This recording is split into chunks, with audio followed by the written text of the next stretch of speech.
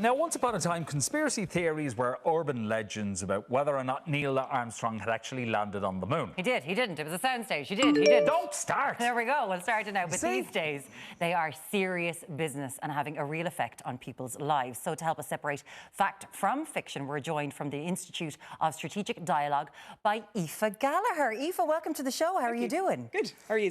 In simple terms, you're trying to just fix all of the internet, isn't it? That's kind of what's going on. But your full-time job is to study conspiracy theories and where they come from and what they're doing, right? Yeah, essentially. So I look at kind of the online world where conspiracy theories and extremist groups and disinformation campaigns, and kind of look at the way they kind of flow across platforms, look at the people that are responsible for them, and kind of, try and figure out ways to stop it happening, essentially, yeah. And why is there such a need for this at the moment? Well, I think, in general, the way we consume information has obviously completely changed in the last 10 to 15 years, or more than that, say. And I think a lot of people kind of haven't reckoned with that yet in a lot of ways. So, I suppose the information that we consume has a massive effect on us. And, if you're talking about conspiracy theories and disinformation, all you need to do is look at what happened in the States on January 6th. Really, that was a culmination of 4 years of constant conspiracy theories and disinformation. So this was the Capitol riots. Exactly, the Capitol riots, on January 6th. And there's loads of other reasons for it. I mean, we can get into this a little bit, but the way they send people into an alternate reality in a lot of ways, and kind of skews a lot of their idea of how kind of life goes on, kind of just kind of way. Okay. The whole pandemic, Aoife, has taken it to another level because the amount of conspiracy theories just seem to have grown. We remember back to last March when we were hearing stories of the army are going to start knocking on people's doors and stuff like that. So, why has it taken off like that since COVID began? Yeah, conspiracy theories tend to play on people's emotions and definitely play on people's anger and their fear and insecurity and distrust, and all of those things have increased massively, obviously, in the past year. And then the other thing is that people are searching for answers, right? And the issue is not with people, asking questions. We need to ask questions, obviously. It's where they're getting the answers. And when I look at the kind of the anti-lockdown communities online and the COVID conspiracy communities, what you find in these communities is loads of speculation, loads of people's opinions, loads of verifiably false information. And it all kind of snowballs. And kind of when you get into these communities, it snowballs to the point that, the main kind of narrative that goes through the kind of COVID conspiracy space is that it's a plot.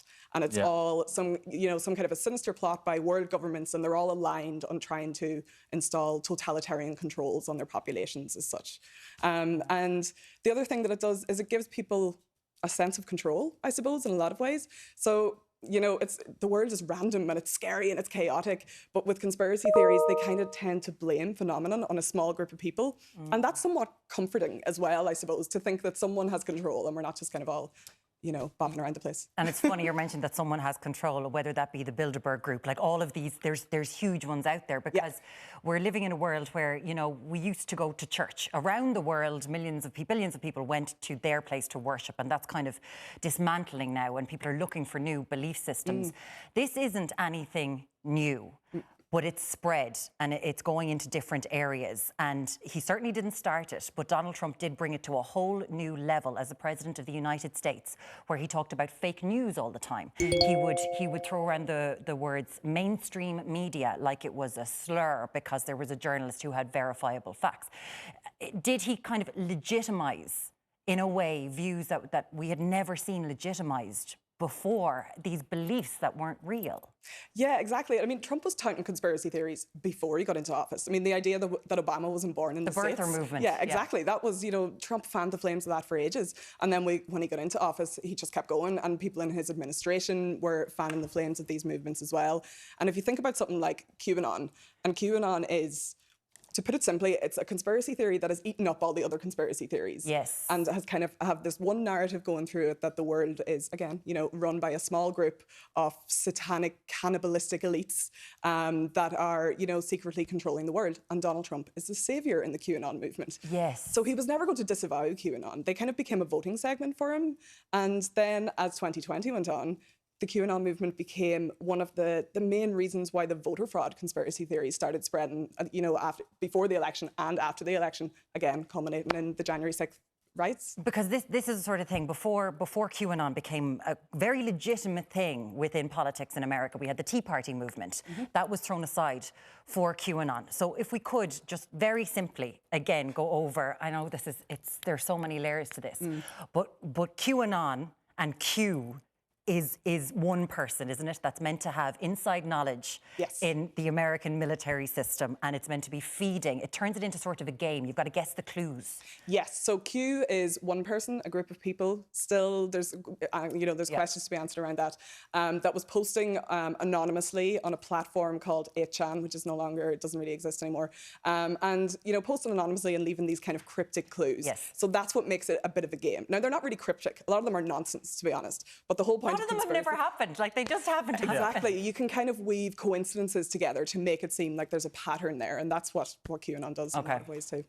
Look, it's scary stuff. It really is. For many years, conspiracy theories were just urban legends.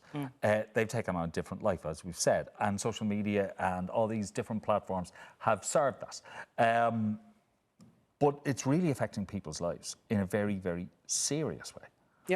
Yeah, for sure. And I mean, there are countless stories out of the States, and I'm sure that there are quite a few in Ireland at this stage as well, of people becoming completely disaffected or completely disassociated from their families and friends. And you see this in Irish anti-lockdown groups as well. People will say, my mother doesn't talk to me anymore. She doesn't get like what I believe in. And people will be actively encouraging people to cut ties with family members.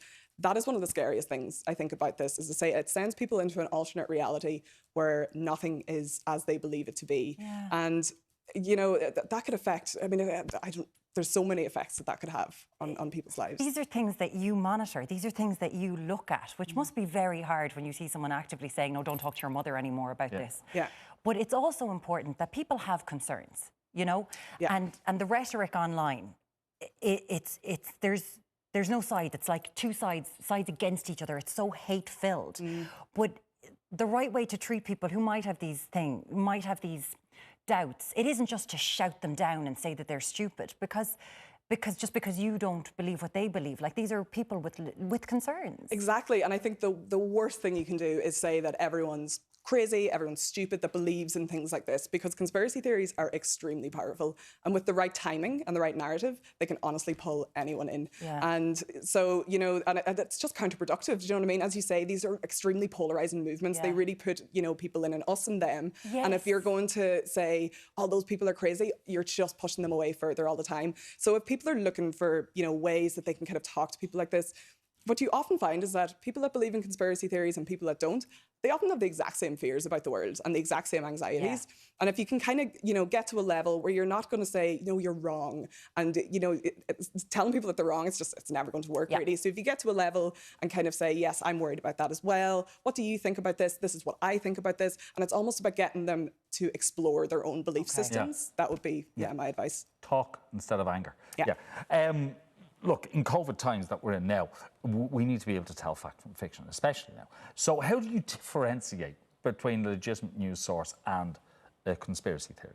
Yeah, I mean, it's admittedly hard, and unless you're, in the media and every media publication, it is hard to do that.